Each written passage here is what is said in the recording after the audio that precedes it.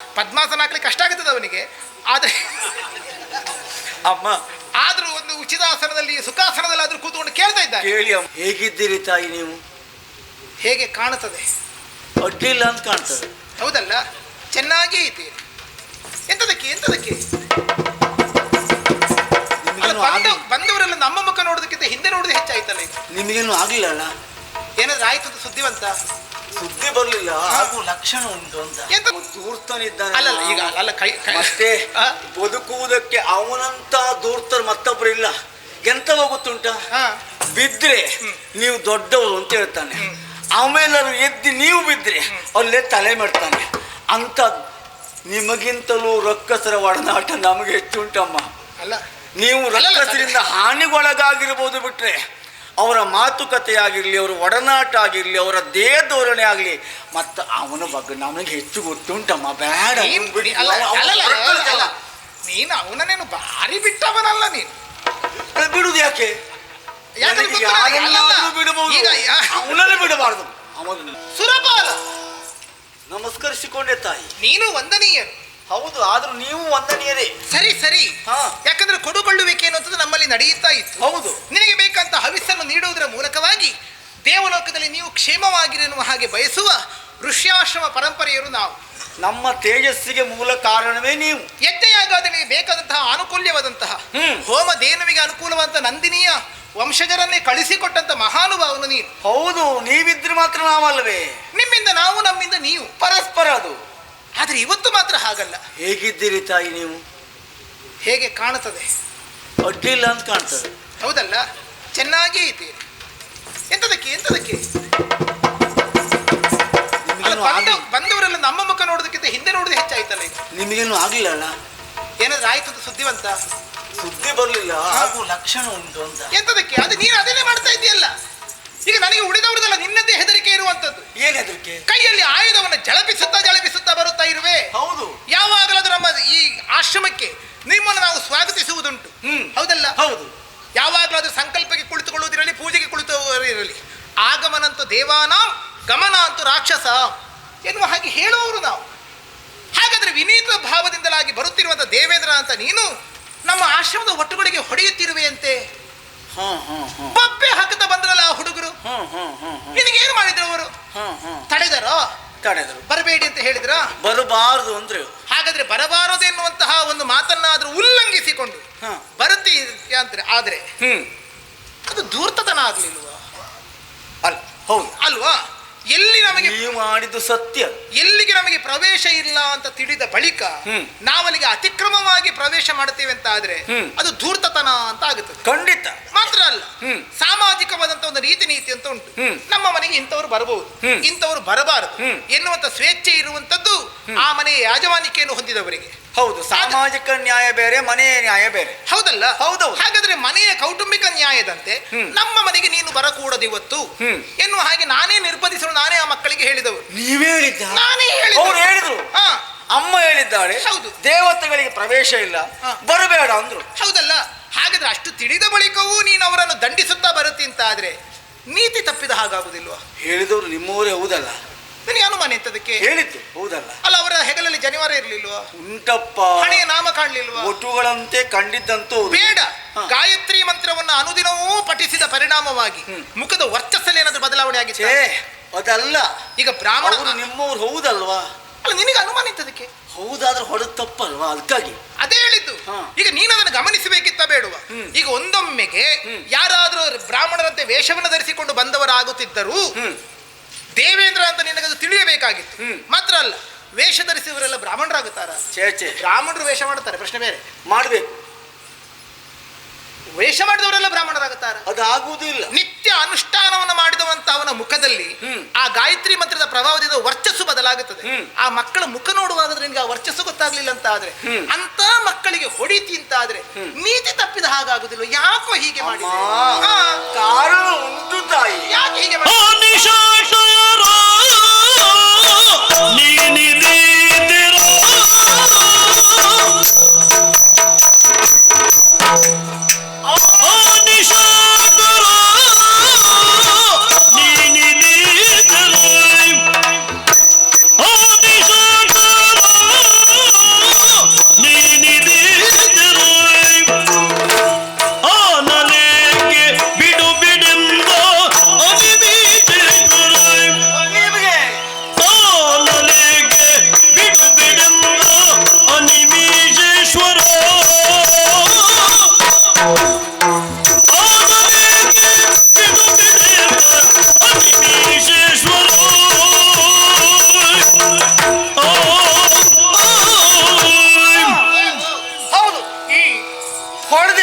ಅಪರಾಧ.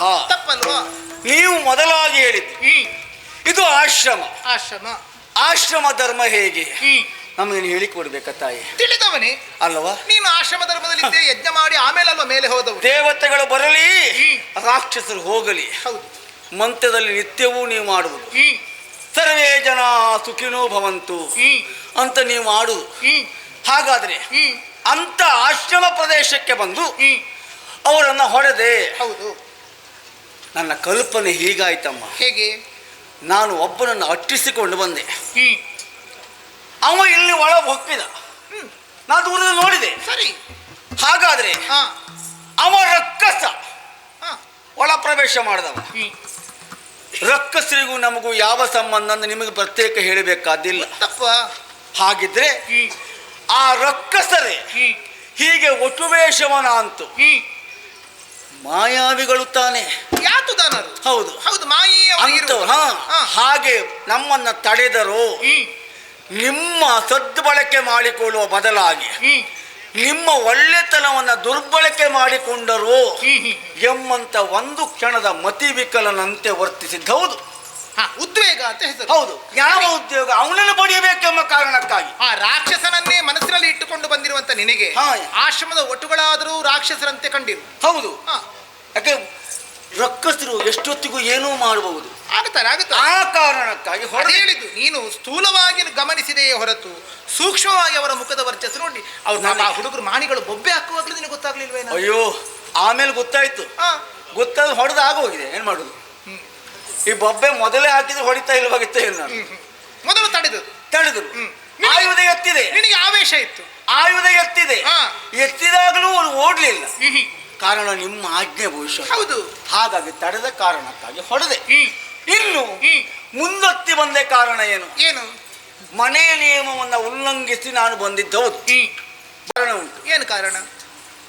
ನನ್ನಿಂದಾಗಿ ಆಶ್ರಮಕ್ಕೆ ನೋವಾಗಬಾರದು, ನನ್ನಿಂದಾಗಿ ಆಶ್ರಮ ಧರ್ಮ ಹಾಳಾಗಬಾರದು. ನಾನು ಅವರನ್ನು ಅಟ್ಟಿಸಿಕೊಂಡು ಬಂದವ. ಅವ ತಮ. ಹೌದು, ತಮಾಸು. ನಾನು ಅಟ್ಟಿಸಿಕೊಂಡು ಬಂದ ಪರಿಣಾಮವಾಗಿ ಅವ ಆಶ್ರಮದ ಒಳ ಬಂದಿದ್ದು. ಅದಲ್ಲದೆ ಇದ್ರೆ ಆಶ್ರಮದ ಕಡೆಗೆ ತಲೆ ಹಾಕಿ ಮಲಗ್ತಿದ್ ನಾವು. ನಮ್ಮಲ್ಲಿ ಆಶ್ರಮ ಕಂಡ್ರೆ ಕಲ್ಲು ಹೊಡಿತಾನೆ ಅವ. ಅಲ್ಲ, ರಾಕ್ಷಸರ ಸ್ವಭಾವ. ಹೌದು. ಸ್ವಭಾವವನ್ನ ಮರೆತು ದೂರ್ತನಾಗಿ ಒಳಬಂದು ನಿಮ್ಮ ಆಶ್ರಯ ಪಡೆದಿರಬಹುದು. ನನಗೆ ಗೊತ್ತಿಲ್ಲ, ಪಡೆದಿರಬಹುದು.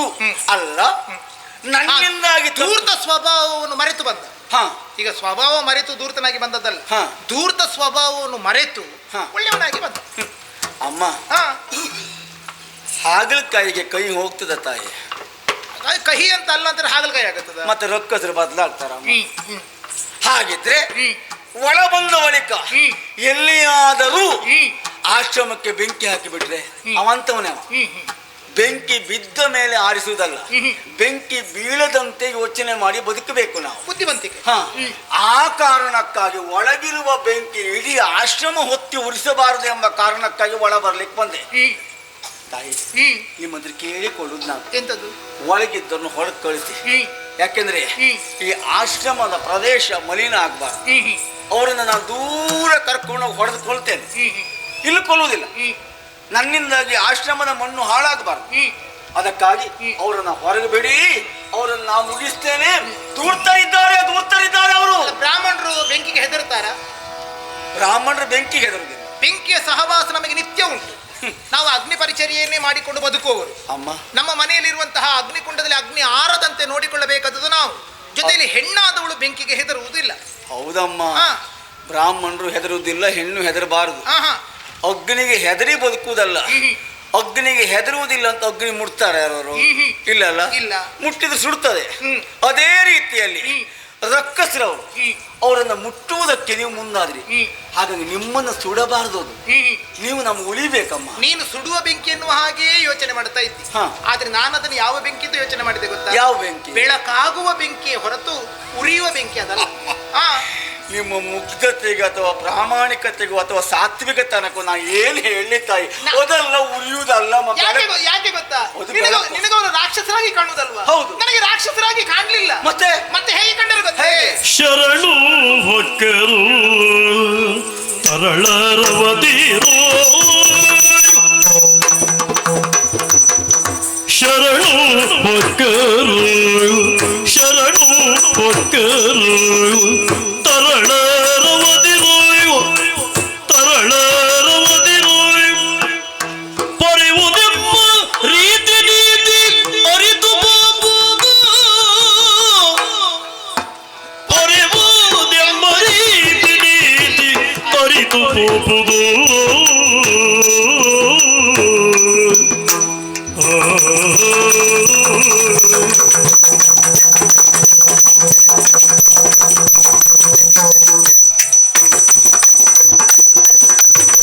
ಶರಣು ಹೊಕ್ಕರು ತರಳರವದಿರು ತರಳರವದಿರು ಪೊರೆವುದೆಂಬ ರೀತಿ ನೀತಿ ಅರಿತು ಹೋಗುವುದು ರೀತಿ ನೀತಿ ಅರಿತು ಹೋಗುವುದು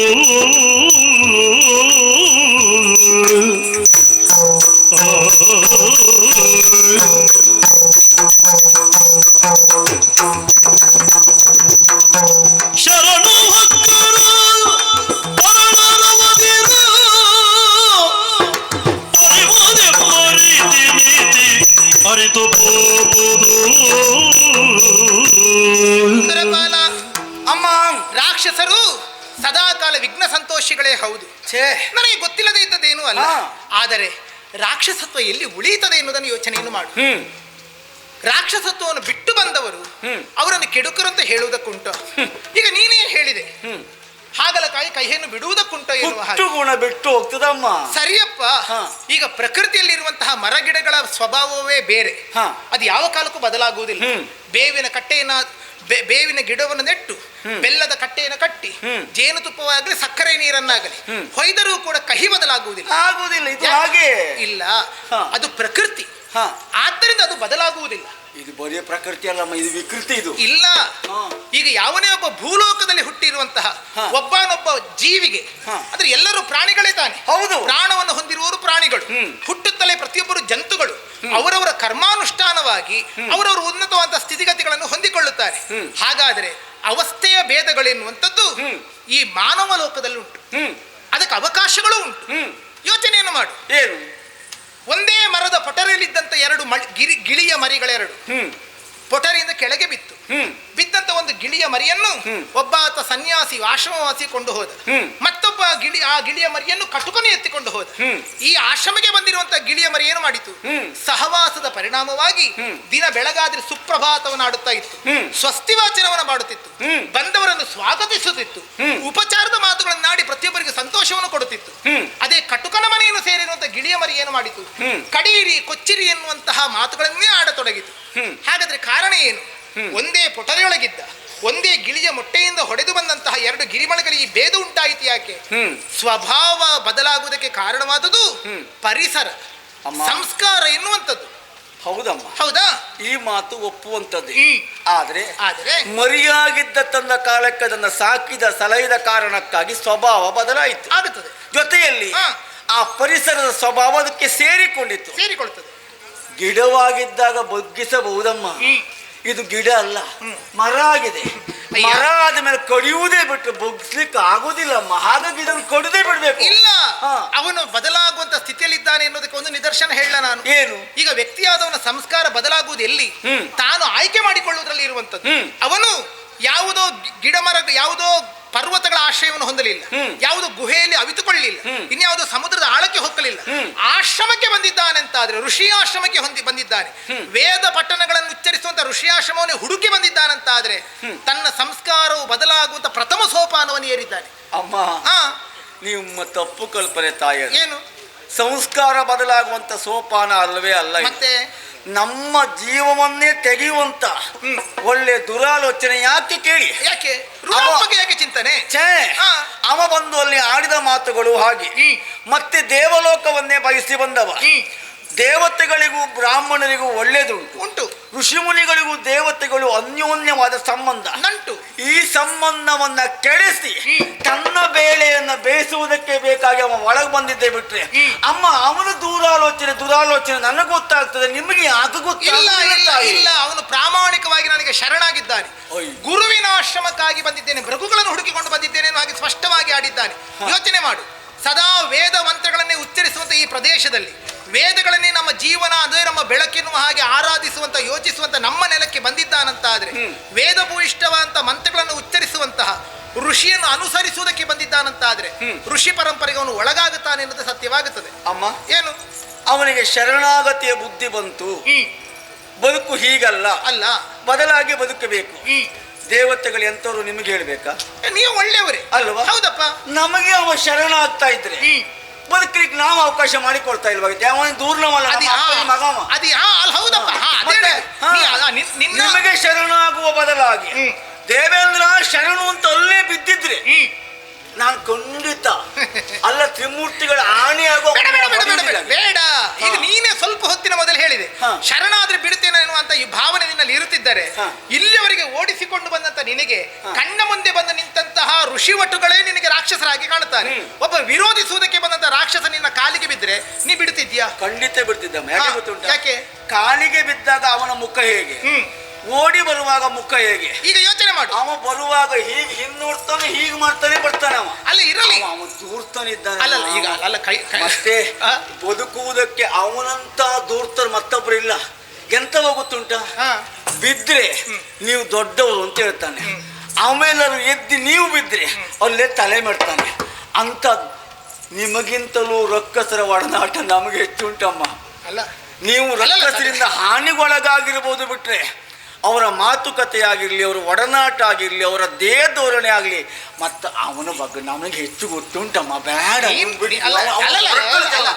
ನೀನು ಅವನನ್ನೇನು ಭಾರಿ ಬಿಟ್ಟವನಲ್ಲ. ನೀನು ಬಿಡುದು ಯಾಕೆ? ಬಿಡಬಹುದು, ಅವನನ್ನು ಬಿಡಬಾರ್ದು. ಅದೇ ಹೇಳಿದ್ದು, ರಕ್ಕಸರನ್ನಾದ್ರೂ ಬಿಡಬಹುದು. ಈಗ ನೀನೀಗ ಈಗ ನೀವು ಓಡಿಸಿಕೊಂಡು ಬಂದೆ. ಹೌದು, ಆಯುಧ ವಿರಹಿತನಾದವನನ್ನು ಭೂಲೋಕದ ಪದ್ಧತಿ ಇದೆ. ನಿನ್ನ ದೇವಭೂಮಿ ನನಗೆ ಬೇಡ. ನಾ ಇಲ್ಲಿ ಬಂದ ಇದೇ ಪದ್ಧತಿ, ಆ ಭೂಲೋಕದ ಪದ್ಧತಿಯಂತೆ ಆಯುಧ ವಿರಹಿತನಾದವನನ್ನು ಅಟ್ಟಿಸಿಕೊಂಡು ಬರಬಹುದಾ? ಹುಲ್ಲು ಕಡ್ಡಿ ಕಚ್ಚಿದವನನ್ನು, ಮುಂಸೆರೆದು ಮೇಲೆತ್ತಿಕೊಂಡವನನ್ನು, ಶರಣಾಗತನನ್ನು, ನೀರಲ್ಲಿ ಮುಳುಗಿದವನನ್ನು ನಿನಗೆ ಗೊತ್ತಿದೆ. ಹಾಗಾದ್ರೆ ಆಯುಧ ವಿರಹಿತನಾಗಿ ಪಲಾಯನ ಮಾಡುವವನನ್ನು ಹೊಡೆಯಬಾರದು ಅಂತ ನೀನು ಓಡಿಸಿಕೊಂಡು ಬಂದಿದ್ದಕ್ಕೆ ಅಮ್ಮ. ಆತ ತಾಯಿಯ ವರ್ಗ ಬೇರೆ, ಹೌದು, ಅಸಹಾಯಕ ವರ್ಗ ಬೇರೆ ಬೇರೆ. ಇವ ಅಸಹಾಯಕ ವರ್ಗಕ್ಕೆ ಸೇರಿದವಲ್ಲ, ಮತ್ತೆ ಇವ ಆತ ತಾಯಿಯ ವರ್ಗಕ್ಕೆ ಸೇರಿದ. ನಿನ್ನ ದೇವಲೋಕಕ್ಕೆ ಬೆಂಕಿ ಇಟ್ಟನ ಛೇ, ಅಥವಾ ನೀ ಮಲಗಿದಲ್ಲಿ ತಲೆ ಕಡಿದನ? ವಿಷಯ ಇಕ್ಕಿದನ? ಬೆಂಕಿ ಇಡ್ಲಿಕ್ಕೆ ನಾವು ಉಣ್ಣುವ ಅನ್ನಕ್ಕೆ ವಿಷಯ ಇಟ್ಟಿದ್ದಾನೆ. ಹೇಗೆ? ಧರ್ಮ ಎಂಬಂತ ಅನ್ನವನ್ನ ನಾವು ಉಣ್ತಾ ಇದ್ದವು. ಆ ಧರ್ಮ ಎಂಬಂತ ಅನ್ನಕ್ಕೆ ಅವ ಬೆಂಕಿ ಇಡ್ಲಿಕ್ಕೆ ಬಂದವ. ಹಾಗಾಗಿ ಆತ ತಾಯಿಯ ವರ್ಗಕ್ಕೆ. ಇನ್ನೊಂದು ದೇವಲೋಕ, ಅದೊಂದು ಮನೆ. ಆ ಮನೆಗೆ ಬೆಂಕಿ ಇಡ್ಲಿಕ್ಕೆ ಬಂದವ, ವಶ ಮಾಡಿಕೊಡ್ಲಿಕ್ಕೆ ಬಂದವ. ಧರ್ಮದ ಮನೆಯನ್ನೇ ವಶ ಮಾಡಿಕೊಂಡು ಅಧರ್ಮವನ್ನು ಸ್ಥಾಪನೆ ಮಾಡ್ಲಿಕ್ಕೆ ಬಂದಿದ್ದಾನೆ ಅಂತ ಆತ ತಾಯಿಯ ವರ್ಗಕ್ಕೆ ಸೇರಿದವ. ಸರಿ, ಈ ಎಲ್ಲ ಕಾರಣಕ್ಕಾಗಿ ಅವ ವಧಾರನಾದ್ರಿಂದ ಕೊಲ್ಲಲಿಕ್ಕೆ ಬಂದೆ. ನಿನ್ನ ಮನೆ ಅಂಗಳದಲ್ಲಿ ಮಾಡು. ನಿನ್ನ ಈ ಧರ್ಮ ಏನುಂಟು ಸರಿ, ನಾನು ಒಪ್ಪುತ್ತೇನೆ. ನಿನ್ನ ಅಮರಾವತಿಯ ಮನೆ ಅಂಗಳದಲ್ಲಿ ಅದು ಸರಿ. ನಮಗೊಂದು ಆಶ್ರಮ ಧರ್ಮ ಅಂತ ಉಂಟಲ್ಲ, ಗೃಹಸ್ಥ ಧರ್ಮ ಉಂಟಲ್ಲ. ಹಾಗಾದ್ರೆ ಶರಣು ಬಂದವರನ್ನು ಪೊರೆಯುವುದೇ ನಮ್ಮ ನೀತಿಯಾಗಿದೆ. ನನ್ನ ಪಾಲಿಗೆ ಶರಣು ಬಂದಿದ್ದಾನೆ, ಮಕ್ಕಳಂತೆ ಅಮ್ಮ ಅಂತ ಕೂಗಿ ಕರೆದಿದ್ದಾನೆ. ನಾನು ಅಮ್ಮ ಹೇಳಿಲ್ವಾ? ಖಂಡಿತ. ನಾನು ಮಗುವೆ ಅಲ್ವಾ? ಖಂಡಿತ. ಹಾಗಾಗಿ ಈ ಮಗುವಿಗೆ ಆ ಮಗುವಿಂದ ತುಂಬಾ ತೊಂದರೆಯಾಗಿದೆ. ಬಿಡಿತಾಯಿ ಮಕ್ಕಳಿಗೆ ಅವರಿಂದ ಯಾವಾಗಲೂ ಮಕ್ಕಳ ಆರೋಪ ಮಾಡೋದೇ ಹಾಗೆ. ತಾಯಿ ಆದವಳು ಬುದ್ಧಿವಂತಳಾದವಳು ಏನ್ ಮಾಡ್ತಾ ಗೊತ್ತಾ? ನೀನು ಅಲ್ಲಿ ಕೂತ್ಕೊ ಮಗ, ಅವ ಅಲ್ಲಿ ಕೂತ್ಕೊಳ್ಳಿ. ಸ್ವಲ್ಪ ಹೊತ್ತು ಮೇಲೆ ನೀನು ಸಿಟ್ಟಿಡಿದ ಮೇಲೆ ಎಲ್ಲ ಸರಿ ಆಗುತ್ತದೆ. ಒಂದು ಕೆಲಸ ಮಾಡು, ನೀನಲ್ಲಿ ಅಶ್ವತ್ಥ ವೃಕ್ಷದ ಅಡಿಯಲ್ಲೇ ಕೂತ್ಕೋ, ಅವ್ರ ಮನೆ ಹಿಂದ್ಗಡೆ ಕೂತ್ಕೊಳ್ಳಿ. ಸ್ವಲ್ಪ ಹೊತ್ತಿಗೆ ತಣ್ಣಗಾಗುತ್ತದೆ, ಮತ್ತೆ ವ್ಯವಸ್ಥೆ ಮಾಡು. ಈಗ ನೀವು ಉದ್ವೇಗದಲ್ಲಿ ಇದ್ದಿ, ಮಕ್ಕಳಂತೆ ಬಂದವರನ್ನು ಬಿಡುವ ಪ್ರಶ್ನೆ ಇಲ್ಲ. ಬೇಡ, ಸುಮ್ಮನೆ ಅತಿಕ್ರಮಣ ಎಲ್ಲ ಮಾಡಬೇಡ. ಬೇಡ, ಇದು ಸರಿಯಲ್ಲ. ಎಷ್ಟು ಬಾರಿ ಹೇಳುದು ನಿಮಗೆ ತಾಯಿ, ಅವ ಎಂತವ, ನಾವ್ ಯಾಕೆ ಬಂದ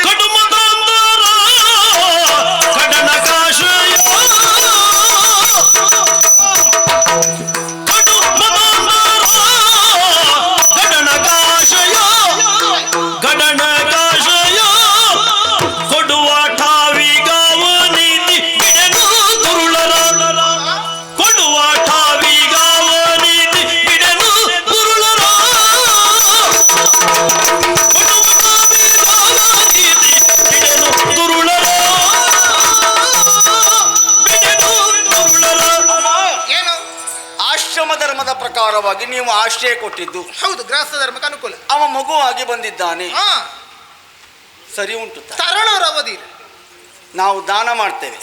ಯಾರಿಗೆ ಮಾಡಬೇಕು? ಸತ್ಪಾತ್ರರಿಗೆ ಪಾತ್ರರಿಗೆ ಮಾತ್ರ ದಾನ ಮಾಡಬೇಕು. ಹಾ, ಅಪಾತ್ರರಿಗಲ್ಲ. ಅಲ್ಲ ಅಲ್ಲ. ಅದು ಆಶ್ರಮ ಧರ್ಮವೂ ಅಲ್ಲ, ಗೃಹಸ್ಥ ಧರ್ಮವೂ ಅಲ್ಲ, ದಾನಿಗ ಧರ್ಮವೂ ಅಲ್ಲ. ಅದೇ ರೀತಿಯಾಗಿ ನಾವು ಆಶ್ರಯ ಕೊಡಬೇಕು. ಯಾರಿಗೆ ಕೊಡಬೇಕು? ಯಾರಿಗೆ? ಆರ್ತರಿಗೆ. ಸತ್ಪಾತ್ರರಾಗಿ ಆರ್ತರಾಗಿ ಬಂದವರಿಗೆ. ಅವನ ಆರ್ತತೆ ಎಲ್ಲುಂಟು? ಅಯ್ಯ, ಹೇಳಿದೆಯಲ್ಲ, ದಾನ ಬೇರೆ, ಹ. ಧರ್ಮ ಬೇರೆ. ಹೌದು. ದಾನವನ್ನು ಕೊಡುವಾಗ ಸತ್ಪಾತ್ರರಿಗೆ ಕೊಡಬೇಕು. ದಾನಕ್ಕೊಂದು ಧರ್ಮ ಉಂಟು. ಇದಂ ನಮಮ ಎನ್ನುವ ಹಾಗೆ ಹೇಳಿಕೊಂಡು ಸತ್ಪಾತ್ರರಿಗೆ ಕೊಡಬೇಕು. ದಾನಕ್ಕೊಂದು ಧರ್ಮ ಉಂಟು. ಅದೇ ಆದ್ರೆ ಧರ್ಮ ದಾನ ಆಗ್ಬಾರ್ದು. ಆಗ ಅಲ್ಲಲ್ಲ, ಧರ್ಮ ಹಾಗಲ್ಲ. ಹಾ. ಧರ್ಮ ಮಾಡುವುದಕ್ಕೆ ಜಾತಿ ಭೇದಗಳೆನ್ನುವಂಥದ್ದಿಲ್ಲ, ಮೇಲು ಕೀಳುಗಳೆನ್ನುವಂಥದ್ದಿಲ್ಲ. ಹೇಳುವುದಿಲ್ಲ ನಾನು. ಇಲ್ವಲ್ಲ. ಹಾ, ಹಾ. ಹಾಗಾದ್ರೆ ಧರ್ಮ ಮಾಡುವಂತ ಹೊತ್ತಿನಲ್ಲಿ ಒಂದು ನನ್ನ ಮನಸ್ಸಿಗೆ ಅನುಕೂಲವಾಗಿ, ಆಶ್ರಮದ ನೀತಿಗೆ ಅನುಕೂಲವಾಗಿ ಕಣ್ಣೀರಿಡುತ್ತಾ ಬಂದವರ ಕಣ್ಣೀರು ಒರೆಸುವುದಕ್ಕೆ ಒಳ ಕೂತ್ಕೊಳಿಸಿದ್ದೇನೆ. ಏನು ಅಮ್ಮ? ಏನು? ನಾನು ಧರ್ಮ ಮಾರ್ಗದಲ್ಲಿದ್ದೆ, ಆಶ್ರಮ ಧರ್ಮ, ಋಷಿ ಧರ್ಮಕ್ಕೆ ಅನುಕೂಲವಾಗಿದ್ದೇನೆ. ನಾನು ಧರ್ಮಕ್ಕಾಗಿ ಬಂದವ. ಹಾ, ಧರ್ಮವನ್ನ ಲೋಕಧರ್ಮ, ಲೋಕಧರ್ಮ. ಹಾ, ಧರ್ಮವನ್ನ ಯಾರು ಹಾ. ವಿರೋಧಿಸ್ತಾರ, ಹ್ಮ್. ವೇದವನ್ನ ಯಾರು ಅಲ್ಲಗಳಿತಾರ, ಹಾ. ಅಂತವರನ್ನ ವಧಿಸುವುದಕ್ಕಾಗಿ ನಾನು ಬಂದವ. ಸರಿ. ನಿಮಗೆ ಮೂಲ ವೇದ, ಹಾ, ನಿಮಗೆ ಮೂಲ ಧರ್ಮ, ಹೌದು. ನಿಮಗೆ ಮೂಲ ನ್ಯಾಯ. ಹ್ಮ್. ಈ ಲೋಕ ಧರ್ಮದಲ್ಲಿ ನೀವು ಬದುಕ್ತಿರೋ ಹ್ಮ್. ಅಥವಾ ಆಶ್ರಮಕ್ಕೆ ಬೇರೆ ಧರ್ಮ ಉಂಟು? ಆಶ್ರಮ ಧರ್ಮ, ಈಗ ಲೋಕಧರ್ಮ ಅಂತ ಹೇಳಿದ್ರೆ ಹಾ. ಸಮಷ್ಟಿಯಾಗಿರುವಂತದ್ದು. ಹೌದು. ಚಾತುರ್ವರ್ಣಗಳು ಅದರಲ್ಲಿ ಬಂದು ಸೇರಿಕೊಳ್ಳುತ್ತದೆ.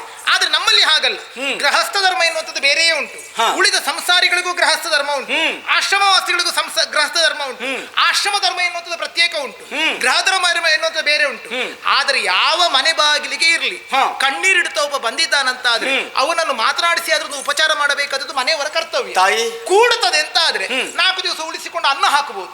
ಈಗ ಅಮ್ಮ. ನಾವು ಮಾಡಿದ ಹಾಗೆ ತಪ್ಪೇನು? ತಾಯಿ, ಹಾ.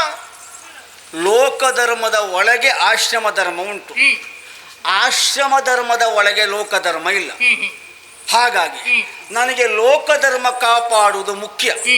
ನನಗೆ ಪೀಠ ಕೊಟ್ಟಿದ್ದಕ್ಕಾಗಿ ಈಗ ನೀನು 3 ಲೋಕವನ್ನು ಕಾಪಾಡುವ, ಹೌದು. ಆ ಧರ್ಮ ಇರುವುದು ನಿನಗೆ. ಹಾ. ಅದೇ ಹೌದಾಗಿದ್ರೆ ಹಾ. ಪ್ರಪಂಚವನ್ನೆಲ್ಲವನ್ನು ನೀನೇ ಕಾಪಾಡು, 3 ಲೋಕಗಳಿಗೂ ಲೋಕ ಧರ್ಮವನ್ನು ಪಾಲಿಸುವುದು ನೀನು ಹೌದಾಗಿದ್ರೆ ಪ್ರತಿ ಮನೆಗೆ ಯಜಮಾನತೆ ಯಾಕೆ ಬೇಕು? ಹಾ. ಹಾಗಾದ್ರೆ ಒಂದೊಂದು ರಾಜ್ಯ, ಒಂದೊಂದು ದೇಶಗಳಿಗೆ ರಾಜನೆನ್ನುವ ಯಾಕೆ ಬೇಕು? ಹಾಗಾದ್ರೆ ಈಗ ಭೂಲೋಕದಲ್ಲಿ ಆದ್ರೂ ವಿಂಗಡಣೆಗಳೆನ್ನುವಂಥದ್ದುಂಟು. ಎಲ್ಲರ ಸೃಷ್ಟಿಗೂ ಬ್ರಹ್ಮನೇ ಕಾರಣ ಅಂತ ಆಗಿದ್ರು. ಯಾರು ನನ್ನ ಅಪ್ಪ ಯಾರು ಕೇಳಿದ್ರೆ ಬ್ರಹ್ಮ ಅಂತ ಹೇಳುವ ಕ್ರಮ ಇದೆ. ನನಗೆ ಯಾರು ಜನ್ಮಕ್ಕೆ ಕಾರಣನಾಗಿದ್ದಾರೆ ಅವನನ್ನೇ ಅಪ್ಪ ಅಂತ ಹೇಳುವುದು. ಹಾಗೆ ಮನೆಗೊಬ್ಬ ಯಜಮಾನ ಇದ್ದ ಬಳಿಕ ಆ ಮನೆಯ ಯಜಮಾನನದ್ದೇ ಯಾಜಮಾನಿಕೆಯಿಂದಲೇ ಆ ಮನೆ ನಡೆಯುತ್ತದೆ ಹೊರತು ಮನೆಯ ಧರ್ಮ ಉಳಿಯದೆ ಹೊರತು ಲೋಕಧರ್ಮ ನಿನ್ನದುಂಟು ತಿರುಗಳೆಲ್ಲ ನಿನ್ನದನ್ನೇ ಕೇಳಬೇಕು ಅಂತ ಏನೂ ಇಲ್ಲ. ಅಮ್ಮ, ಹಾ. ದೇವತೆಗಳಿಗೆ ನೀವು ವಿರೋಧ ಒಡ್ತೀರಿ ಅಂತಾದ್ರೆ ನೋಡಿ ನೋಡಿ ನೋಡಿ ನೋಡಿ ಏನು ನಿಮ್ಮ ಮನಸ್ಸನ್ನು ಎಷ್ಟು ಬೇಗ ಅವ ಹಾಳು ಮಾಡ್ದಂತ. ಅಲ್ಲ ಅಲ್ಲ ಅಲ್ಲ, ಯಾಕೆಂದ್ರೆ ಇಲ್ಲ ದೇವತೆಗಳನ್ನು ವಿರೋಧಿಸುವುದು ಆಶ್ರಮಕ್ಕೆ ಮತ್ತೆ ನಿಮ್ಮನ್ನು ನಾನು ಇವತ್ತು ನೋಡುದಾ? ಅಲ್ಲ ಅಲ್ಲ, ನಾವು ಮೊದಲೇ ನೋಡಿದ್ದೀವಿ ಅಲ್ವಾ? ಹೌದಪ್ಪ. ಮೊದಲು ಹೇಗಿದ್ರಿ ನೀವು? ನಾನು ನಿನ್ನನ್ನು ಹೊಸತು ನೋಡುದಾ? ಛೇ, ನಾವು ನೀವು ಈ ಮೊದಲೇ ಭೇಟಿ ಆಗಿದ್ದಲ್ಲ. ಅಲ್ಲ ಅಲ್ಲ, ನಿಮ್ಮನ್ನು ನಿಮ್ಮ ಸತ್ಕಾರಕ್ಕೆ ನಾನು ಒಳಗಾದವನೇ, ಅನುಗ್ರಹವನ್ನು ಮಾಡಿದವನು. ನಮ್ಮ ಪುರಸ್ಕಾರಕ್ಕೆ ನೀವು ಒಳಗಾದವರೇ. ಹಾಗಾದ್ರೆ ಹಾಗೆ ತತ್ಕಾರಕ್ಕೆ ಪುರಸ್ಕಾರಕ್ಕೆ ಒಳಗಾದ ಇಬ್ಬರು ವ್ಯಕ್ತಿಗಳಲ್ಲಿ ಭೇದ ಉಂಟಾಯ್ತು ಯಾಕೆ ಹೇಳಿ? ಯಾಕೆ? ಅವನಿಂದ ಅಲ್ಲ ಅಲ್ಲ, ನೋಡಿ, ಈಗ ಯೋಚನೆ ಮಾಡು. ಕೆಲವು ಗಳಿಗೆಯಲ್ಲಿ ಅವ ಇಷ್ಟು ನಿಮ್ಮನ್ನ ಹಾಳು ಮಾಡಿದ್ದಾನೆ ಅಂತ ಆದ್ರೆ ನಾಳೆ ಅಂದ್ರೆ ನೀವು ರಕ್ಕಸರಾಗಿ ಬದಲಾದ್ರು ಆದ್ರಿ ಇಲ್ಲ ಇಲ್ಲ ಇಲ್ಲ ಇಲ್ಲ, ಅವನನ್ನು ಬಿಡುವುದಲ್ಲ. ನಮ್ಮ ಆಶ್ರಮದ ಸಂಸರ್ಗದಿಂದ ರಾಕ್ಷಸನಾಗಿರುವಂತ ಆರ್ಭಟ ಕೊಡುತ್ತಿರುವಂತ ಅವನಾದರೂ ಸೌಮ್ಯ ಸ್ವಭಾವದವನಾಗಿ ಒಳಗಿದ್ದುಕೊಂಡಿದ್ದಾನೆ. ಈಗ ಏನಾದ್ರು ಅವನಿಗೆ ಓಂಕಾರ ಹೇಳಲಿಕ್ಕೆ ಬರದೇ ಇದ್ರು ನಮ್ಮ ಋಷಿವಟಗಳು ಹೇಳುವುದನ್ನು ಕೇಳ್ತಾ ಒಂದು ಸುಮ್ಮನೆ ಅಂತ ಕೂತ್ಕೊಂಡಿದ್ದಾನೆ. ಪದ್ಮಾಸನ ಹಾಕ್ಲಿಕ್ಕೆ ಕಷ್ಟ ಆಗುತ್ತದೆ ಅವನಿಗೆ. ಆದ್ರೆ ಅಮ್ಮ, ಆದ್ರೂ ಒಂದು ಉಚಿತಾಸನದಲ್ಲಿ ಸುಖಾಸನದಲ್ಲಿ ಆದ್ರೂ ಕೂತ್ಕೊಂಡು ಕೇಳ್ತಾ ಇದ್ದಾನೆ. ಕೇಳಿ ಅಮ್ಮ, ಈಗ ಮನೆ ಬಾಗಿಲಿಗೆ ಬಂದು ರಕ್ಕಸರಾಗಿ ಗಲಾಟೆ ಮಾಡ್ತಿರುವುದು ನೀನು. ನಾ ಕೇಳ್ತಾ ಇರುವುದು ಹಾ ಯಾಕೆ ಗೊತ್ತುಂಟು? ಯಾಕೆ? ಅವ ಇಲ್ಲಿ ಬರುವಾಗಲೇ ತಣ್ಣಗಾಗಿ ಬಂದಿದ್ದಾನು, ಬಂದ ಮೇಲೆ ತಣ್ಣಗಾದ್ನು. ಯಾರು? ಬರುವಾಗಲೂ ಬೊಬ್ಬೆ ಹಾಕುತ್ತಾ ಬಂದಿದ್ದಾರೆ. ಅದು ರಕ್ಷಿಸಿ ಅಂತ ಹೇಳಿಕೊಂಡು. ಯಾಕೆ ಹೇಳಿ? ಯಾಕೆ ನೀನು ಹೊಡೆದಿಯಂತೆ? ನೀವು ಓಡಿದವರಿಗೆಲ್ಲ ಹೊಡೆಯುವವನ ನೀನು. ಅವ ತಿನ್ನುವುದಕ್ಕೆ ಇರುದವ, ನಾನು ಹೊಡೆಯುವುದಕ್ಕೆ ಇದ್ದು. ಯಾಕೆ ಹೊಡೆದಿದ್ದು? ಯಾಕೆ? ಧರ್ಮಜ್ಞಾನಿಗೆ ಮುಂದಾದ ಎಂಬ ಕಾರಣಕ್ಕಾಗಿ, ಸುಧರ್ಮವಾದ ಆ ಪೀಠ ಬೇಕು ಅಂತ ನನ್ನನ್ನ ಬಡಿಯುವುದಕ್ಕೆ ಬಂದ ಕಾರಣಕ್ಕಾಗಿ ಕೈ ಮೇಲಾಗಿ ನಾನು ಬಡಿದಿದ್ದು. ಅವನಿಗೆ ಆಗುವುದಿಲ್ಲ ಅಂತ ಗೊತ್ತಿದ್ರೆ ಅವ ಬರುವುದು ಯಾಕೆ? ಅವ ಅದವನ ಪ್ರಯತ್ನ. ಈಗ ಮನುಷ್ಯ ಪ್ರಯತ್ನಶೀಲನಾಗಬಾರದು ಅಂತ ಉಂಟಾ? ಇರ್ಬೇಕು. ಈಗ ಅಲ್ಲ ಸರಿ, ಈಗ ನಿನಗೊಂದು ಇಲ್ಲೊಂದು ಸ್ಥಾನ ಸಿಕ್ಕಿದೆ. ನಾನು ಮೊದಲು ಇಲ್ಲೇ ಇದ್ದಲ್ವಾ. ಅದೇ ಹೇಳಿದ್ದು. ಹಾ. ಹಾಗಾದ್ರೆ ಆ ಸ್ಥಾನ ಹೇಗೆ ಸಿಕ್ಕಿತು?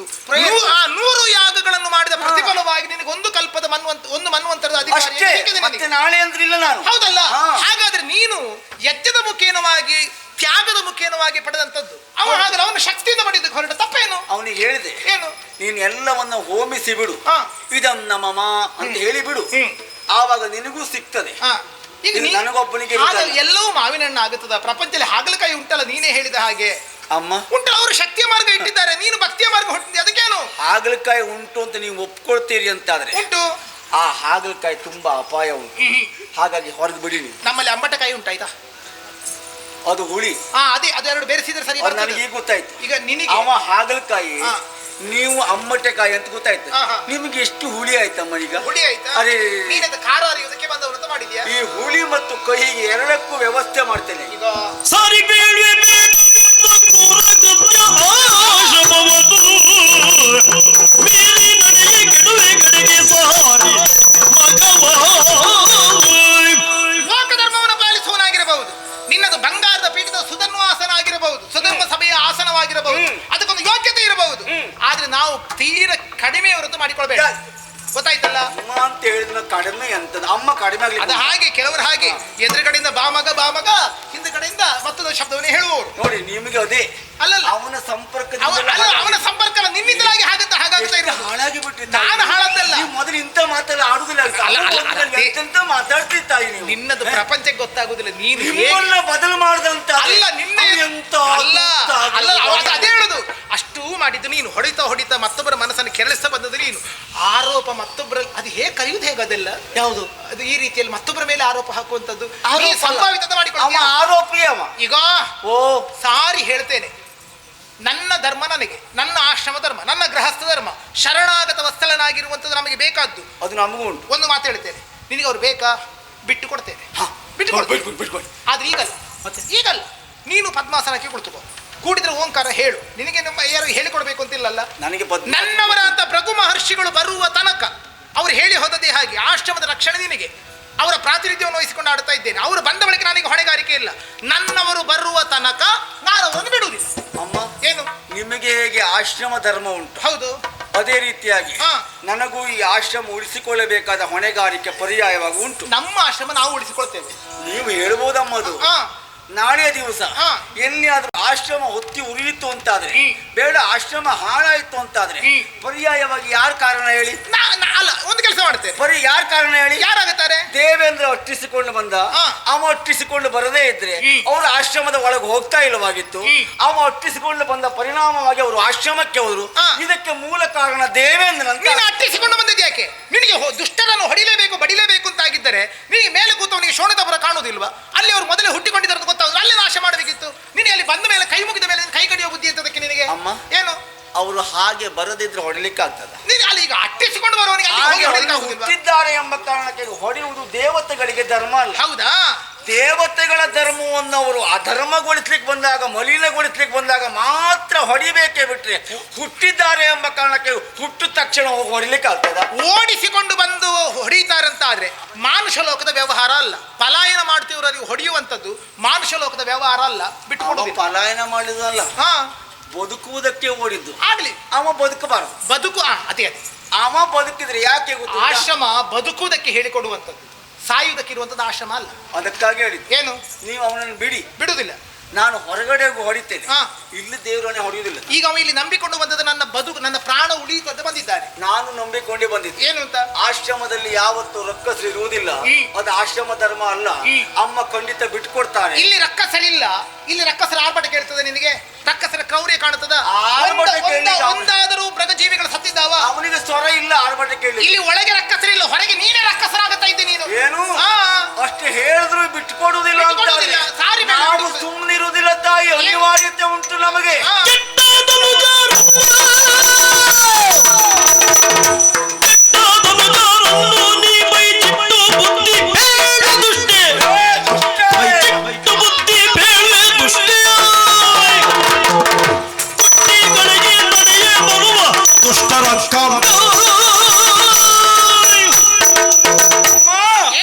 ಬೇಡ ಬೇಡ ಎಂಬುದಾಗಿ ಸಾರಿ ಸಾರಿ ಹೇಳಿ ವಿನೀತನಾಗಿ ಬೇಡಿಕೊಂಡು ಮಾಡಿಕೊಂಡ್ರು ನೀವು ಬಿಡುವುದಿಲ್ಲ. ಹಾ. ನನ್ನನ್ನ ರಕ್ಕಸ ಅಂತ ನೀವು ಹೋಲಿಸ್ತೀರಿ ಅಂತಾದ್ರೆ ದೂರ್ತರವರಲ್ಲ ಅಮ್ಮ, ಮತ್ತೆ ನೀವು ಈಗ. ಓಹೋ, ಕಾರಣ ಏನು? ಏನು? ದೇವತೆಗಳಿಗೆ ಯಾವತ್ತು ಸಹಕಾರಿಯಾಗಿ ನಿಲ್ಲುವಂತ ಒಂದು ಹೆಣ್ಣು ತನ್ನ ಧರ್ಮವನ್ನ ಮರೆತು ರಕ್ಕಸರಿಗೆ ಬದುಕುವುದಕ್ಕೆ ಅವಕಾಶ ಕೊಡ್ತಾಳೆ ಅಂತ ಆದ್ರೆ ಆ ತಾಯಿಯು ರಕ್ಕಸಿ ಎಂಬುದಾಗಿ ದೇವತೆಗಳಾದ್ರೂ ಯೋಚನೆ ಮಾಡಬೇಕು. ಮಂತ್ರ ಪುರಸ್ಕರವಾಗಿ ಕರೆದ್ರೆ ಮಾತ್ರ ದೇವತೆಗಳಿಗೆ ಗೌರವ.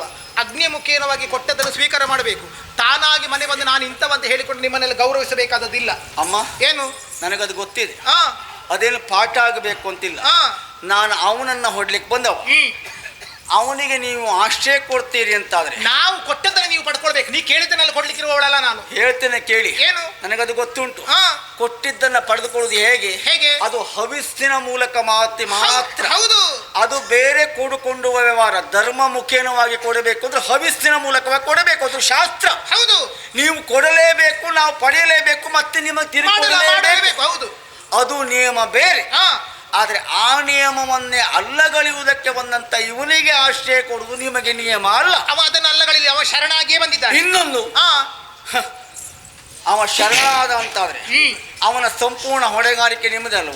ನನಗೆ ಅವ ಮಾಡುವ ತಪ್ಪಿಗೂ ಹೊಣೆಗಾರಿಕೆ ನೀವು. ಅವ ಈಗ ತಪ್ಪು ಮಾಡಿದ್ದು ಕಾಣುವ ನೋಡುವ. ಅವ ಮಾಡಿದ ಧರ್ಮಕ್ಕೂ ಹೊಣೆಗಾರ ನೀವು. ಇರಲಿ, ಎಲ್ಲದಕ್ಕೂ ಹೊಣೆಗಾರಿಕೆ ನಿಮ್ಮದು ಅಂತಾದ ಮೇಲೆ ಹಾ, ನಾನಿನ್ನ ಅವನು ಕೇಳುವುದಿಲ್ಲ, ಮತ್ತೆ ನಿಮ್ಮ ಕೇಳ್ತೇನೆ. ಎಂತದ್ದು? ಅವ ಮಾಡಿದ ಇಷ್ಟೆಲ್ಲ ಪಾಪಗಳಿಗೆ ಹೊಣೆಗಾರರಾಗಿ ನಮ್ಮನ್ನ ತಡಿತೀರಿ ಅಂತಾದ್ರೆ ಹಾ, ಉಳಿಸಿಕೊಳ್ಳುವುದಕ್ಕೆ ಬೇಕಾಗಿ ನಾನು ನಿಮ್ಮನ್ನ ಬಡಿಯುವುದಿಲ್ಲ, ಮತ್ತೆ ಲಕ್ಷಿಸದೆ ಒಳಗೋಗಿ ಅವನಿಗೆ ಬಡಿತೇನೆ. ದಿಟ್ಟನಾದ ರಂದು ಪಾದ. ದಿಟ್ಟನಾದ ಒಂದು ಪಾದ ಇಟ್ಟು ನೋಡು ಕೆಡುವ ಕಾಲ, ಇಟ್ಟು ನೋಡು ಕೆಡುವ ಕಾಲ.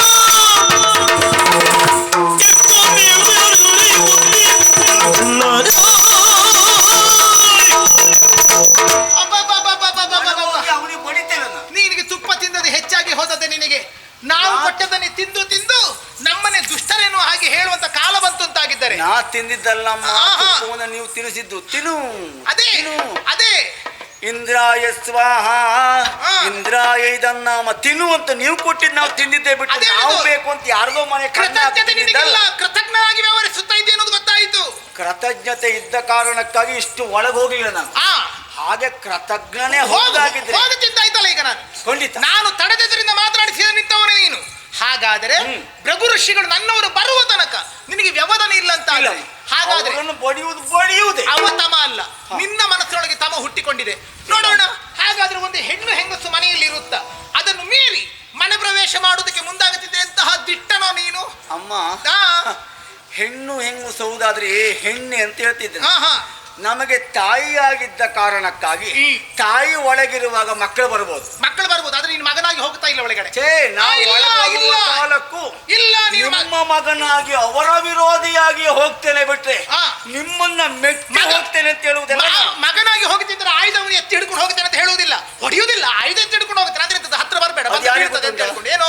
ನಿಮಗೆ ಹೊಡೆಯುವುದಲ್ಲ, ಆ. ನಿಮ್ಮನ್ನ ಧಿಕ್ಕರಿಸಿ ಅವನಿಗೆ ಹೊಡೆಯುವುದು ಅಂತ ಅರ್ಥ. ನೀನು ನಿನ್ನ ದಿಟ್ಟತನ ತೋರಿಸುವಂತ ಒಂದು ಛಲ ಉಂಟುಂತಾದ್ರೆ ಒಂದು ಹೆಜ್ಜೆ ಇಟ್ಟು ನೋಡುವ. ಯಾರು? ನೀನೆ ನೋಡು. ಆಯುಧ ಎತ್ತಿ ಹಿಡಿದು ನೋಡು, ಅವರನ್ನಾಗ್ಲಿ ಅಥವಾ ನನ್ನನ್ನಾಗಲಿ ಹೊಡೆಯುವ ಮನಸ್ಸಿದ್ದು ಒಂದು ಹೆಜ್ಜೆ ಇಡು ನೋಡುವ. ನೋಡು, ಇಡು. ಮೊದಲು ನೀವು ಇಷ್ಟು ಹಾಳಾಗ್ಲಿಲ್ಲ ಹೋಯ್ತಮ್ಮ. ಎಂತದ್ದು? ಅದು ಯಾವಾಗಲಾಗಿ ನಾವು ಸರಿ ಇದ್ರೆ ಊರು ಸರಿ ಅಂತ ಲೆಕ್ಕ ಉಂಟು. ಈಗ ಎಷ್ಟು ನಮ್ಮ ಕಣ್ಣ ಹಳದಿ ಆದಕ್ಕೆ ಊರನ್ನು ದೂರಬಾರದು. ನೀ ಹಾಳದದ್ದು ಎಷ್ಟು ದಿನ ಅಲ್ಲ, ಎಂತದ್ದು? ಕೆಲವು ಕ್ಷಣದಲ್ಲಿ ನೀವು ಎಷ್ಟು ಹಾಳಾಗ್ಬಿಟ್ರಿ ಅಮ್ಮ. ಎಂತದ್ದು? ನಾನಾ? ಹೌದು. ನಾನಾ? ಹೌದು. ನಾನಲ್ಲ. ನೀನು ಭೂಮಿಗೆ ಇಳಿಯುವಾಗಲೂ ನಿನಗೆ ಅಂಟಿಕೊಂಡಿದೆ ತಮ. ಹೌದಾ? ಹೌದು.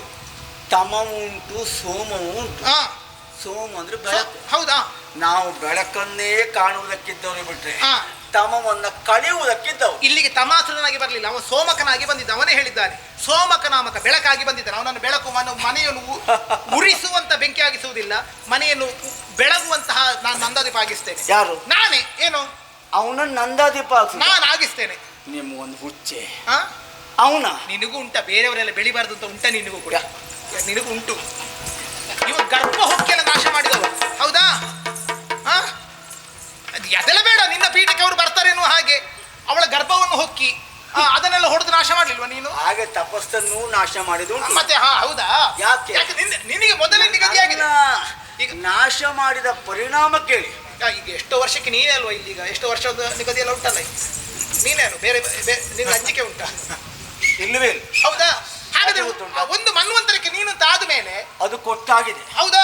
ಎಲ್ಲಿಯಾದ್ರೂ ನಾಳೆ ಮತ್ತೊಬ್ಬ ಶತಮಖವನ್ನ ಮಾಡಿದ್ರೆ ಮುಂದಿನ ಮನ್ವಂತರಕ್ಕೆ ನಿಮ್ಮ ಗಂಡು ಮಾಡಿದ್ರು ಕೊಡುದೇ. ಕೊಡುದೇ ಮುಂದಿನ ಮನ್ವಂತರಕ್ಕೆ. ಹೌದು. ಹೌದಾ? ನೀವು ಮಾಡಿದ್ರು ಕೊಡುದೇ. ಆದ್ರೆ ನೀವು ಪೂರ್ಣ ಮಾಡ್ಲಿಕ್ಕೆ ಬಿಡುದಿಲ್ಲ ನೀನು. ಯಾರು? ನೀನೇ. ನೀವು ಮಾಡಿ ನೋಡಿ. ಮಾಡಿ ನೋಡಿ. ನೀವು ಹೋಗಿ ಅಥವಾ ಅಲ್ಲಿ ಕೂತ್ಕೊ ಅರಳಿ ಕಟ್ಟಿ. ನೀವು ಬಿಟ್ಕೊಡ್ತೀರ ಇಲ್ವ? ಕೊಡುದಿಲ್ಲ. ನಾವು ಹೋಗ್ಲಿಕ್ಕೆ ಬಂದವಲ್ಲ, ಮತ್ತೆ ಅವರನ್ನು ಹೋಗಿಸ್ಲಿಕ್ಕೆ ಬಂದವ. ಏನ್ ಮಾಡ್ತಿ? ಬಿಡುವ ಪ್ರಶ್ನೆ ಇಲ್ಲವೇ ಇಲ್ಲ. ಏನ್ ಮಾಡ್ತಿ? ಹಾಗೆ ಬಿಡುವುದೇ ಆದ್ರೆ ಇಲ್ಲಿ ಬರ್ತಿದ್ದ. ನಾನು ಅಡ್ಡ ನಿಲ್ತೇನೆ. ಏನ್ ಮಾಡ್ತೀನಿ? ಯಾರು? ನೋಡು ಒಳಗೆ ಹೋಗ. ಅಡ್ಡ ನಿಲ್ತೀರ? ಹೌದು. ಹಾಗೆ ಅಡ್ಡ ನಿಲ್ತೀರಿ ಅಂತ ಆದ್ರೆ ಎತ್ತಿದ ಆಯುಧದಿಂದ ನಿಮ್ಮನ್ನ ಹೇಳ್ಬಾರ್ದಮ್ಮ. ಹೇಳು. ಹೇಳ್ಬಾರ್ದು. ಅದು ಹೇಳುದಿಲ್ಲ ಮಾಡ್ತೇನೆ ಅಂತ. ಹೇಳುದಿಲ್ಲ ಮಾಡ್ತೇನೆ ಅಂತ. ಕೆಲವಷ್ಟು ಹೇಳಿ ಮಾಡಬಾರ್ದು. ಮಾಡಿದ ಮೇಲೆ ಹೇಳ್ಬೇಕು. ಕೆಲವಷ್ಟು ಮಾಡುವುದನ್ನ ಕೇಳಬಾರ್ದು. ಆದ್ರೂ ನೀವು ಕೇಳ್ತೀರಿ ಅಂತ ಆದ್ರೆ ಬಡಿದಾದ್ರೂ ಅವರು ಬಡಿತೇನೆ. ಬಡಿದಾದರೂ ಅವರನ್ನು ಬಡಿತೇನೆ.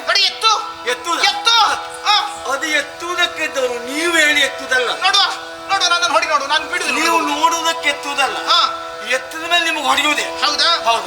ನೋಡು ನಾ ಬಿಡುವುದಿಲ್ಲ. ಹಾಗಾಗಿ ನಾನು ಎತ್ತದೇ ಬಿಡುವುದಿಲ್ಲ. ನೋಡು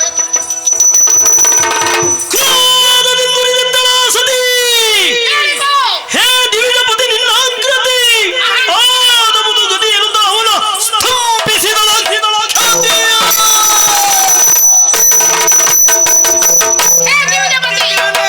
ಅಹಂಕಾರ ಉಂಟುತ್ತಾಗಿದ್ದರೆ ಎತ್ತಿರುವಂತಹ ನಿನ್ನ ಕೈ ಅಲ್ಲಿಗೆ ಸ್ತಂಭನಗೊಳ್ಳಲಿ.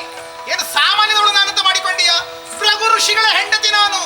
ಇರು ಹಾಗೆ ನಿಂತುಕೊಂಡು ಒಂದು ಹೆಜ್ಜೆ ನಿನಗೆ ಆಚೆ ಓಡಾಡಿಕಾಗಬಾರದು.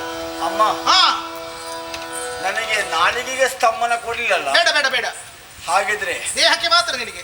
ಅವರು ಎಷ್ಟರ ಮಟ್ಟಿಗೆ ಹೊರಗೆ ಬರ್ತಾರೆ ಅಲ್ಲಿವರೆಗೂ ನಾನು ಕಾಯುವುದಕ್ಕೆ ಸ್ತಂಭನೆ. ಸ್ತಂಭನ ಅಲ್ಲ ನಿನಗೆ ಅವ್ರು ಹೊರಗೆ ಬಂದ್ರು. ಈಗ ಅವರಾಗಿ ನಿನ್ನ ಮೈ ಮೇಲೆ ಬಿದ್ದರೆ ನಿನಗೆ ಅಲುಗಾಡ್ಲಿಕ್ಕೆ ಆಗೋದಿಕ್ಕಿಲ್ಲ. ಹಾಗೆ ನಿಂತುಕೊಳ್ಬೇಕು. ಸ್ತಂಭನ ಅಂದ್ರೆ ಅದು. ಅಂದ್ರೆ ತಾಯಿಯಾಗಿ ನೀವು ಅವರು ಹೊಡೆದ್ರು ನೀವು ನೋಡ್ತೀರಿ. ಯಾವುದು? ಯಾಕಂದ್ರೆ ಬಂದವ ಇವ ನಮ್ಮ ಶತ್ರು. ಈಗ ನೀನು ಹೌದಾ? ಮತ್ತೆ ಮನೆ ಒಳಗೆ ಹೊಡಿಲಿಕ್ಕೆ ಬರ್ತಾನಂತ ಅದ್ರ ನಿಂತುಕೋ. ಹಾಗೆ ಜಾಗ್ರತೆ ಮಾಡ್ಕೊಳ್ಳಿ. ಜಾಗ್ರತೆ ನೀನು ಮಾಡಿಕೋ. ಮತ್ತೆ ನೀವು ಒಳಗೆ ಹೋಗಬೇಲೆ. ಅವರು ನಿಮ್ಗೆ ಹೊಡೆದ್ರು ನನಗೆ ಬರ್ಲಿಕ್ಕೆ ಆಗುದಿಲ್ಲ, ಕಾಪಾಡ್ಲಿಕ್ಕೆ ಆಗುದಿಲ್ಲ. ಇಷ್ಟು ಮಾಡ್ಲಿಕ್ಕೆ ಆಗುತ್ತೆ ಅಂತಂದ್ರೆ ನನ್ನ ರಕ್ಷಣೆ ನಾನು ಮಾಡಿಕೊಳ್ತೇನೆ. ಆಯ್ತಾ? ಅಷ್ಟು ನೆನಪಿಟ್ಟುಕೋ. ಆಯ್ತಾ? ಇರು ಹಾಗೆ ಇರು. ಆಯ್ತಾ? ಈಗ ನಾಲಿಗೆಗೂ ಸ್ತಂಭನ ಕೊಡ್ತೇನೆ. ಈಗ ನಿಮಗೆ ತಿಳಿದಿದ್ದು ಹೆಚ್ಚಾಯ್ತಮ್ಮ.